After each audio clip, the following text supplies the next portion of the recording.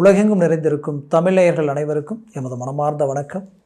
நான் உங்கள் ஜோதிடர் அந்தியூர் சுதாகர், பாரம்பரிய முறை ஜோதிட ஆராய்ச்சியாளர். இன்று நாம் காணக்கூடிய தலைப்பு, கன்னிராசி அன்பர்களுக்கு இந்த டிசம்பர் மாத பலன்கள் எப்பேற்பட்ட மேன்மைகளை அளிக்கப் போகுதுன்றதை இந்த காணொலியில் தெளிவாக விவரமாக நம்ம பார்க்கலாம்.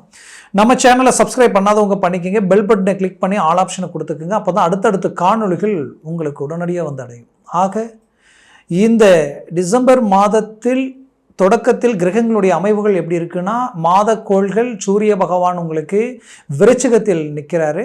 அதுவும் விருச்சிகத்தில் கன்னிக்கு 3ஆம் வீட்டில் சூரிய பகவானும் ப்ளஸ் புதன் பகவானும் நின்று, சுக்கிர பகவான் உங்களுக்கு 4ஆம் வீட்டில் தனகாரகன் தனஸ்தானாதிபதி போய் அங்கே நிற்க, தனகாரகன் வருட கோள்களில் வந்து பார்த்திங்கன்னா 9ஆம் வீட்டில் குரு பகவான். அதே சமயம் உங்களுக்கு லாபஸ்தானத்தில் செவ்வாய் பகவான். அப்போது இங்கே கிரகங்களுடைய அமைவுகளை கணக்கெடுத்து பார்த்தா சனி பகவான் வக்ர நிலை நிவர்த்தி ஆகி இப்போ அவர் உங்களுக்கு 6ஆம் வீட்டில் அருமையான இடத்துல அவர் இருக்கார். அவர் இங்கே இருக்கிற வரைக்கும் உங்கள் வாழ்க்கையில் இது ஒரு பெரிய ஒரு பாக்கியம்தான். ஏன்னா சனி பகவானுக்கு உகுந்த இடமே இந்த 6ஆம் வீடு தான். அடுத்தது கண்டக சனி வந்துடும், அதை மனசில் வச்சுக்கோங்க. அதனால் இந்த குறுகிய வரக்கூடிய மார்ச் மாதத்தில் சனி பயிற்சி ஆகுது. அதுக்குள்ளே நாம் என்ன ஒரு சில முக்கியமான விஷயங்களுக்கு உண்டான முயற்சிகளை ஸ்ட்ராங்காக எடுக்கணுமோ, நாளைக்கிட்டு எதையும் எடுத்து வைக்காமல் இன்றைக்கி அதை முடிக்கிறதுக்கு உண்டான முயற்சிகள் எடுங்க. கண்டிப்பாக அது ரொம்ப அவசியம். அதுலேயும் குறிப்பாக சொல்லணுன்னா, இப்போ இந்த கிரகங்களுடைய அமைவுகளில் உங்களுக்கு பார்க்கணுன்னா, இந்த சனி பகவான் உங்களுக்கு பஞ்சமாதிபதியும் 6ஆம் வீட்டிற்கு அதிபதியும். அப்போது இந்த ஸ்தான பலம் உங்களுக்கு ரொம்ப ஸ்ட்ராங்காக இருக்குது.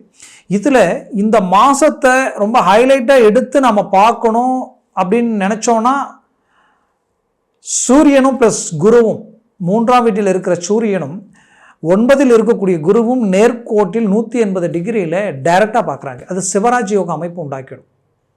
உங்களுடைய ராசிக்கு 12ஆம் வீட்டிற்கு அதிபதியாக சூரியன் இருந்தாலும் அவர் மீண்டும் உபஜயஸ்தானத்தில் தான் போய் நிற்கிறார், 3ஆம் வீட்டில் தான் போய் நிற்கிறார். அப்போது அந்த இடத்துல இருக்கக்கூடிய சூரியன் எப்போவுமே ஒரு லக்னத்திற்கு பவர்ஃபுல்லாக தான் இருப்பார். எந்த லக்னத்தில் 3இல் சூரியன் இருந்தாலும் அந்த சூரியனால் அவங்களுக்கு முடியாத காரியம், மற்றவங்க முடிக்க முடியாதுன்னு சொன்னால் கூட தன் வைராக்கியத்தில் முடிக்கக்கூடிய ஆற்றல் அவங்களுக்கு உருவாயிடும். அப்போது அந்த சூரிய பகவானுக்கு அவ்வளோ ஆற்றல் அந்த இடத்துல இருக்குது. 3ஆம் வீடு அவ்வளோ முக்கியமான வெற்றிக்குரிய இடம். அப்போது நம்பர் 1 கிரகமாகப்பட்ட முதன்மை கிரகமான சூரியன் அந்த இடத்துல இருக்கிறது மிகச்சிறந்த யோகம். அதுலேயும் உங்களுக்கு 4, 7 இந்த 2 இடத்திற்கு அதிபதி குரு பகவான். அந்த குரு பகவான் 9இல் நின்று அந்த சூரியனை பார்க்கறது தான் இங்கே ஹைலைட். அப்போ என்ன நடக்கும்னா, 4ஆம் வீடுக்குரிய காரத்துவம் டாப் லெவலில் போயிடும். அப்புறம் 7ஆம் வீட்டிற்கு அதிபதியினுடைய காரத்துவம் இந்த மாதத்தில் உங்களுக்கு ரொம்ப பலம் பெறும். இது ரெண்டுமே ரொம்ப ஹைலைட்டாக இருக்கும். பட் இதோடு சேர்ந்து நிற்கிற கிரகம் என்னன்னு பார்த்தீங்கன்னா புதன். அப்போ அந்த குரு பார்வையிலும் சரி, இந்த சூரியனோட இணையக்கூடிய புதன் ஆதித்யா யோகம் நம்ம சொல்லுவோம். அதுதான் புதன் ஆதித்யா யோகம் சொல்லுவோம், அதை பாஸ்கரா யோகம் சொல்லுவோம் நம்ம. அப்போது இந்த ஆதித்யா யோகம் இந்த இடத்துல உருவாகும்போது புதன் யாரும் உங்களுடைய ராசியினுடைய அதிபதி. எப்போவுமே கன்னிராசினா ஒரு கிளாரிட்டி, ஒரு நல்ல மனசு, அன்பு, பாசத்துக்கு கட்டுப்பட்டவங்க. வாக்கு கொடுத்தீங்கன்னா உங்களுக்கு எவ்வளோ நஷ்டமானாலும் அதை பற்றி கவலை இல்லை, அந்த வாக்கை முடிக்கணும்னு நான் நினைப்பீங்க. அப்படி யதார்த்தமான ஒரு கேரக்டர் நீங்கள். ரொம்ப அறிவாற்றல், ரொம்ப நுணுக்கமாக இருப்பீங்க, ரொம்ப கிளாரிட்டியை எதிர்பார்ப்பீங்க. நீங்கள் கொடுக்குற அன்பு பாசம் யாராலையுமே அவ்வளோ அட்வான்டேஜாக பார்த்து செய்ய முடியாது. பட் அந்த ஈக்குவலாக மறுபடியும் எதிர்பார்ப்பீங்க. ஏன்னா அது வந்து சுயநலம் கிடையாது. நாம் நினைக்கிற அளவுக்கு நமக்கு வேண்டியவங்க நம்மோட இருந்தால் அது நமக்கு சந்தோஷம் நினைப்பீங்க, அது பெருமையாக நினைப்பீங்க. பட் அங்கே குறையும் போது அது உங்களால் ஜீரணிக்க முடியாது. அவ்வளோ சாதாரணமும் உங்களை சமாதானப்படுத்தவும் யாராலையும் முடியாது. நிறைய பேர் வாழ்க்கை இதனாலேயே சில பிரச்சனைகளுக்கு ஆளாகக்கூடிய நிலைமை உருவாகிருக்கு. அது என்னவோ நீங்கள் எல்லாத்துலேயும் நல்லதையே நினச்சி எவ்வளோ அட்வான்டேஜாக இருக்கிறீங்களோ, கடவுள் அது என்னவோ இந்த ஒரு விஷயத்தில் அதுக்கு அப்படியே எதிர்மறைவான சில சூழலை உண்டாக்கிறார்ன்ற மன அழுத்தம் உங்களுக்குள்ளே இருந்துக்கிட்டு தான் இருக்கும். பட் எது எப்படி இருந்தாலும் இப்போ புதன் எங்கே இருக்கிறார்? சூரியனோட இணைஞ்சிருக்கிறார். அப்போ சூரியனோட இணைஞ்ச புதனும் குரு பார்வையில். அப்போது உங்கள் ராசியினுடைய அதிபதி வலுத்துட்டாரு, உங்கள் ராசிக்கு 10ஆம் பாவம் வலுத்துட்டாரு. அடுத்தது உங்களுடைய ராசிக்கு 7ஆம் பாவம் குருவால் வலுத்து நிற்கக்கூடிய அமைவு.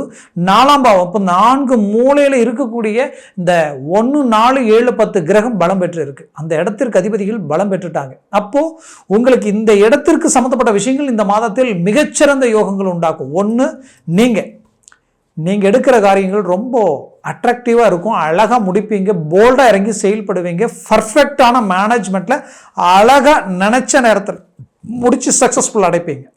அது மட்டும் இல்லை, ரொம்ப நாளாக சில ப்ராஜெக்ட் எல்லாத்தையும் செஞ்சு அழகாக முடித்து ஒரு நல்ல ரிசல்ட் அடைய வேண்டிய நேரத்தில் சில ஃபெயிலியரை சந்திக்கக்கூடிய நிலைமையை கடந்த காலகட்டங்களில் சனி வக்ரத்தினால் அடைஞ்சிருப்பீங்க.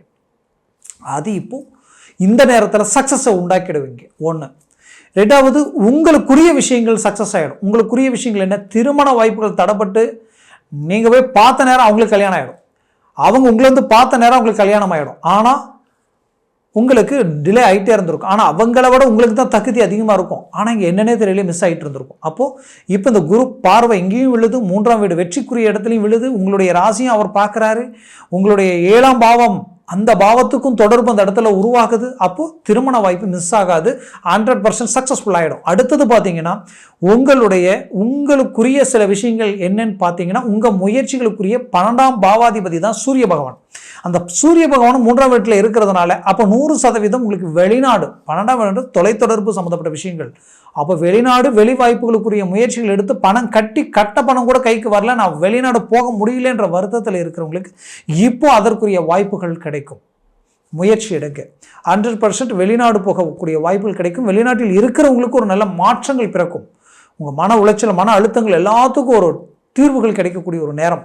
இதில் அடுத்தது பார்த்தீங்கன்னா உங்களுடைய ஆரோக்கிய, நிம்மதி, சந்தோஷம். ஏன்னா உங்களுடைய இடம் இல்லையா அந்த ஒன்றுன்றது. அப்போது ஆரோக்கிய ரீதியில் சில பிரச்சனைகளை சந்திச்சிருப்பீங்க.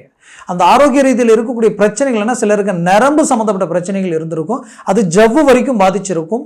அது இன்னும் சுருக்கமாக சொல்லணும்னா சனி வக்ர நிலைக்கு போனதுனால எலும்பு சம்மந்தப்பட்ட பாதிப்புகள், சிலருக்கு சில விபத்துகள், சில பாதிப்புகள், சாதாரணமாக விழுந்த ஒரு சின்ன அடி அது இப்போ பெரிய வினயமாக மாறிடுச்சு என்ற அளவுக்கு நரம்பு, ஜவ்வு ப்ளஸ் எலும்பு வரைக்குமே பாதிக்கக்கூடிய ஒரு சூழல்கள் உண்டாக்கியிருக்கும்.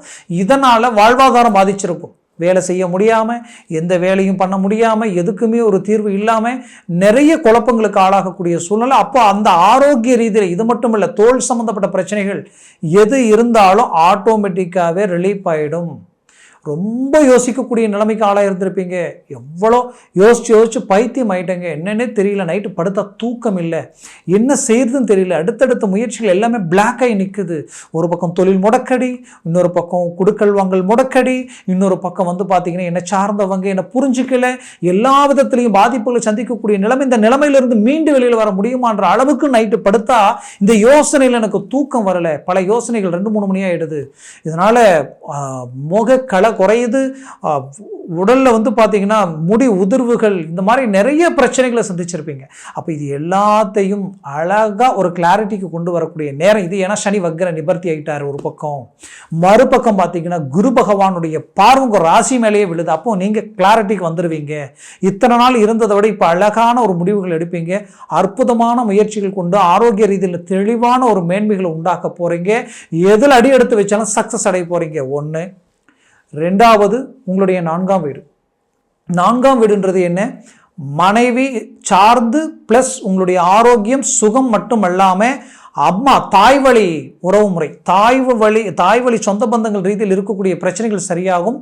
தாயினுடைய ஆரோக்கிய ரீதியில் தீராத பிரச்சனை இருந்தாலும் தீந்துரும். தாய்க்கு உங்களுக்கு இருக்கக்கூடிய மனக்கசப்புகளும் மனச்சஞ்சலங்களும் நீங்கி ஒரு நல்ல மேன்மைகள் அடையக்கூடிய ஒரு சூழலாக இது இருக்கும்.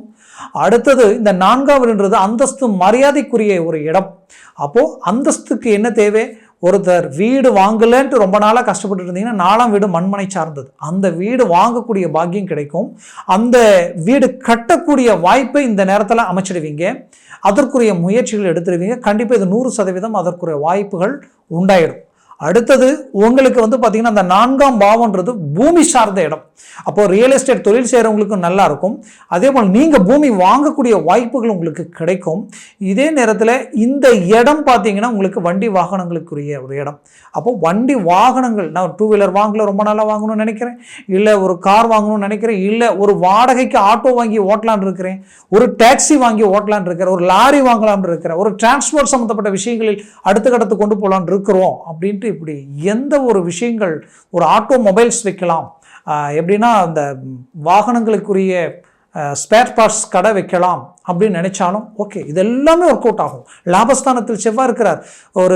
ஒரு கெமிக்கல் சார்ந்த, ஒரு எரிபொருள் சார்ந்த, ஒரு பங்க் சார்ந்த, ஒரு பெட்ரோல் பங்கோ இந்த மாதிரியான விஷயங்கள் வைக்கலாம். பிஸ்னஸ் அடுத்துக்கடுத்து கொண்டு போகலாம் அப்படின்னு நினைச்சிங்கன்னா சுக்கிர பகவான் 4ஆம் இடத்துல இருக்கிறதுனால உங்களுக்கு டெக்ஸ்டைல் சார்ந்த, தொழில் சார்ந்த விஷயங்கள் எல்லாமே உங்களுக்கு ரொம்ப நல்லா இருக்கும்.